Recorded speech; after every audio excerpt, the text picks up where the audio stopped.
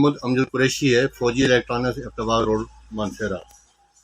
گزارش یہ ہے کہ یہاں پہ کرونا وائرس کے لیے عمر اصغر خان فاؤنڈیشن نے یہاں پہ ٹینکیں جو سینیٹیشن اس کے لیے لگائی گئی تھی، لیکن حالات کے ساتھ ساتھ وہ تمام چیزیں ختم ہو گئی۔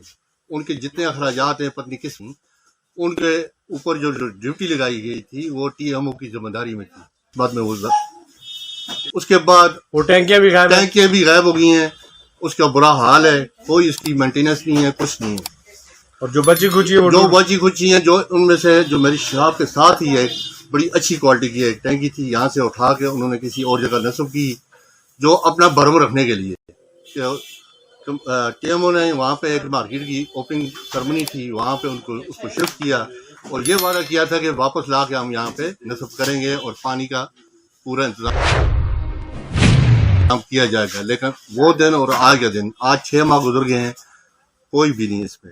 دوسری بات یہ ہے کہ یہاں پہ ہمیں مارکیٹ کے آگے یہ تجاوزاتی کے لیے ٹی ایم او کا عملہ آیا، انہوں نے ایک شاور مشین لائی، تمام ہماری جو آگے کی جو نالے بند تھے ان کو اکھیڑ کے چلے گئے۔ اس کے بل بھی انہوں نے چارج کیے ہوں گے۔ اس کے بعد جو ہم نے اس پہ مینٹیننس کی، اس کو دوبارہ تعمیر کیا، سب کچھ کیا، لیکن ہماری اطلاع میں یہ ہے کہ اس کے بل کی انہوں نے خود یعنی وہ سب گول مول کر گیا لیا ہوگا، کچھ کیا ہوگا، اور اس کی صفائی کا انتظام ابھی تک ان نالوں کی کچھ بھی نہیں ہے۔ روڈ پہ پانی ہوتا ہے اور آپ سالانہ اتنا ٹیکس دیتے ہیں، یہاں پہ بیٹھے ہوئے ہیں، لیکن یہ کہ بدبو اتنی آتی اس نالے میں، تمام اسی طرح کچرا پڑا ہوا جس سے بیماریاں پھیل سکتی ہیں، اور یہ کورونا کا جو ہے وہ زیادہ اضافہ ہو رہا ہے، مچھر کا اضافہ ہو رہا ہے۔ یہ سارے معاملات جو ہے ٹی ایم او صاحب کے ہم نوٹس میں لانا چاہتے ہیں کہ برائے مہربانی خود آئیں، موقع دیکھیں اور اس مسئلے کو حل کریں۔ یعنی غفلت کے مرتکب جو بھی آپ کے جو بھی ہے اور اس سے ریکوری کی جائے اور اس کا نوٹس لیا جائے۔ اس کے بعد جو ہے ٹریفک کا معاملہ ہے، یہاں مانسہرے میں بھی یہ جو ہے یہ بتا قسم کا ہے۔ اچھا، لوگوں کی جو ہے وہ تذلیل کی جاتی ہے۔ میرے ساتھ بھی کل واقعہ ہوا ہے، میں اپنی شاپ کے آگے گاڑی کو چند لمحوں کے لیے صرف سبزی کے لیے کھڑا کیا، اس نے لفٹ منگائی اور اس نے بدتمیزی کی میرے ساتھ، اخلاق سے پیش نہیں، وہ آپ کو جانتا بھی ہے کہ آپ جاننے کے باوجود میں نے بتایا بھی ہے، میں یہاں پہ بزنس کرتا ہوں، میں ٹیکس پے کرتا ہوں، سارا کچھ کرتا ہوں۔ اس نے تو کی بدتمیزی تھا کوئی تو کی نوبت آئی میرے نہیں۔ اس کا نام یاد ہے آپ؟ آج بھی ڈیوٹی کر رہے ہیں، وہ یہاں پہ ہی ہیں۔ اچھا، آج جو ہے 20 تاریخ، آج بھی کام کر رہے ہیں۔ 19 تاریخ کا یہ واقعہ ہے۔ اس کے بعد انہوں نے میرا پیچھا کیا، اچھا، اور چند لمحے اوپر اپر چڑھنے پہ میری گاڑی دیکھی، انہوں نے لفٹ پہ اٹھا لی۔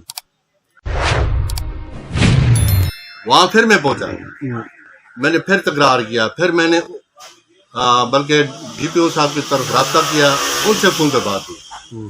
انہوں نے کہا جی کہ ریکویسٹ کرنی ہے تو پھر وہ لفٹ ریکویسٹ کریں۔